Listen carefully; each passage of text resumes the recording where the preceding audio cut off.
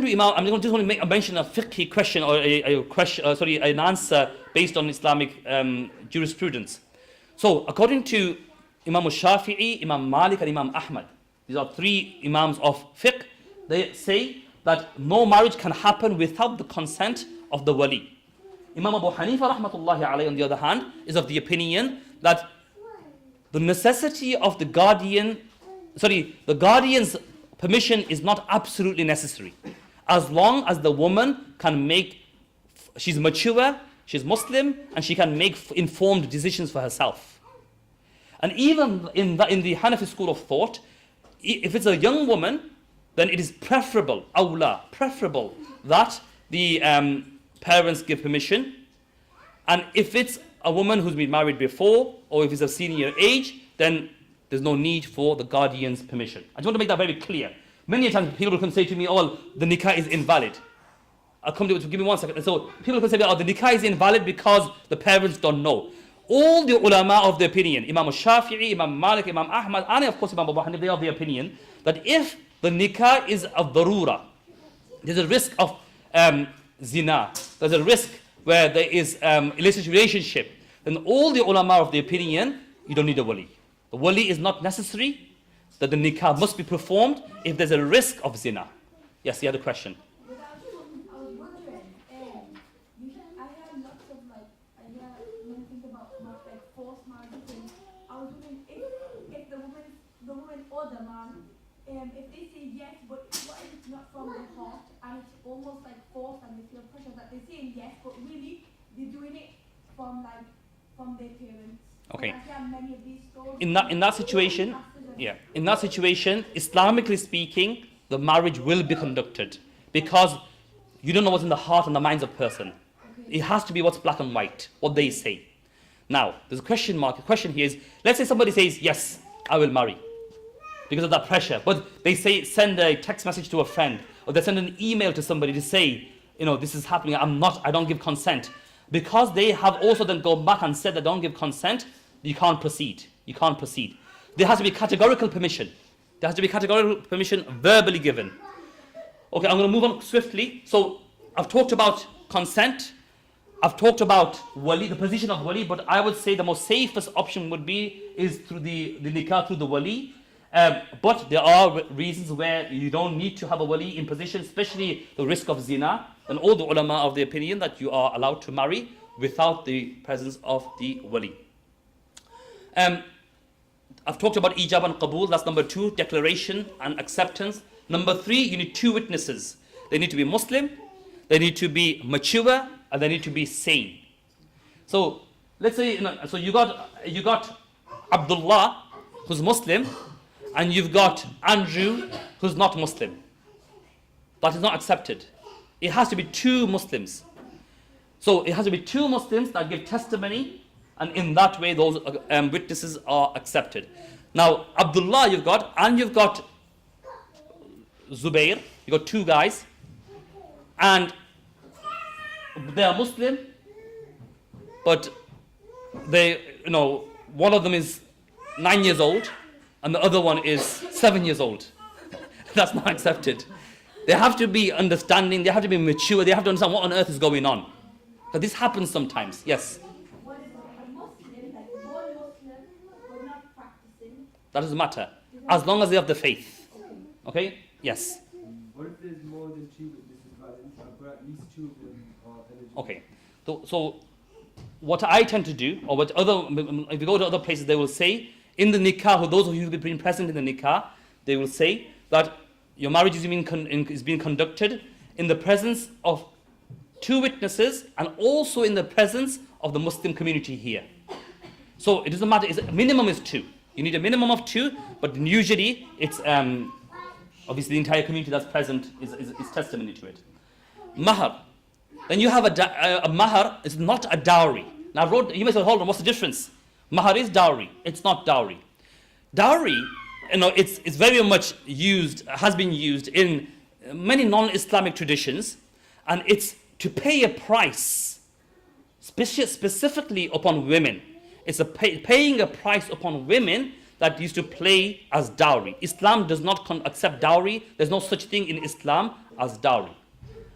Mahar is something different to dowry. So sometimes you'll find in translation or in marriage books, and the dowry should be X. It is not a dowry. Mahar is very, very different. Mahar is it is a gift given to the woman at the time of nikah. It is a tradition from the time of Rasulullah sallallahu alaihi wasallam that this has been happening. Why? Let me give you a quick context. That in those days, women, they didn't really have much wealth, because there was a lot of, even before Rasulullah sallallahu alaihi wasallam came, and even until 1950s, 60s, here in the UK, there was a lot of oppression against women, and that's all documented in history.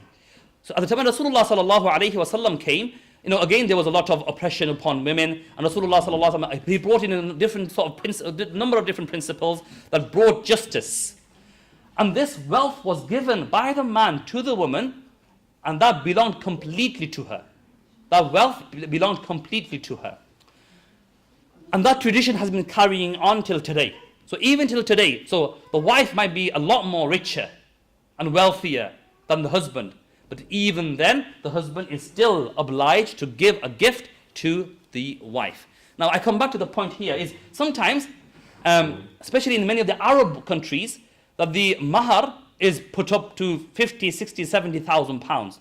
I was in Medina not very long ago, not this instance, some time ago, sorry, forgive me, not in Medina, I was in Hajj, and I was traveling with our driver who was from Saudi Arabia, and he was saying, he was saying about getting his daughters married, and his approach was, until he doesn't get an X amount sum, he's not going to get them married.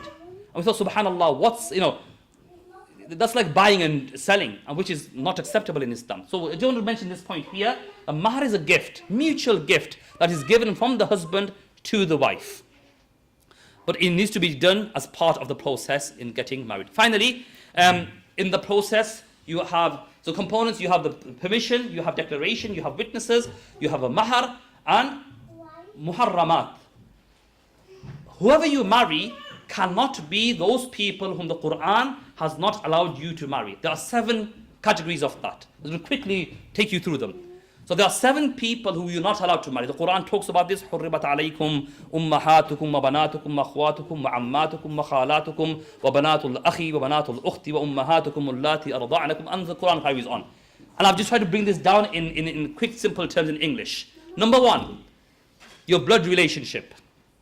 Anybody who you have blood relationships with, you are not allowed to marry. What that means is, a girl is not allowed to marry her immediate uncle. A man is not allowed to marry his immediate aunt, because there's blood relationship. They are allowed to marry the children of the aunt or the children of the uncle. That's permissible. So women are allowed to marry their cousin brothers and cousin sisters. That's permissible in Islam, but you're not allowed to marry immediate blood relations, uncles, aunts, and so on. Then the second point is family who are in-law. So a man is not allowed to marry his mother-in-law. A woman is not allowed to marry her father-in-law. These are impermissible, because through wedlock, the father-in-law is same as the father. The mother-in-law is same as the mother. They have the same position. So hence, you're not allowed to marry your immediate in-laws. A man is not allowed to marry his sister-in-law in the same time that he's married to his wife. That's not permissible, because he's like his sister. So when you have in-laws, they become like your own. Number 3, foster relations. So those people, I'm going to quickly, anybody who has drank from the same mother, they become foster brother and foster sister. And you're not allowed to marry foster brothers and foster sisters. This doesn't happen very much nowadays. It happens in some parts of the world. So anybody who has drunk the milk of one, so if 2 people have drunk the milk of one mother, then they become foster brothers and foster sisters. Prohibition due to religious difference. So I mentioned, I've talked about that in detail. So a Muslim man is not allowed to marry a Hindu woman. A Muslim man is not allowed to marry a fire worshipper. A Muslim woman is not allowed to marry an agnostic, and so on. Number 5, same-sex marriages. I've talked about that in detail. That is not permissible in Islam. And number 6, prohibition due to irrevocable divorce. What does that mean? Where somebody has been married and there has been an irrevocable divorce, 3 talaqs. I'm not going to go into too much detail. Inshallah, next week I'll talk a little bit about this.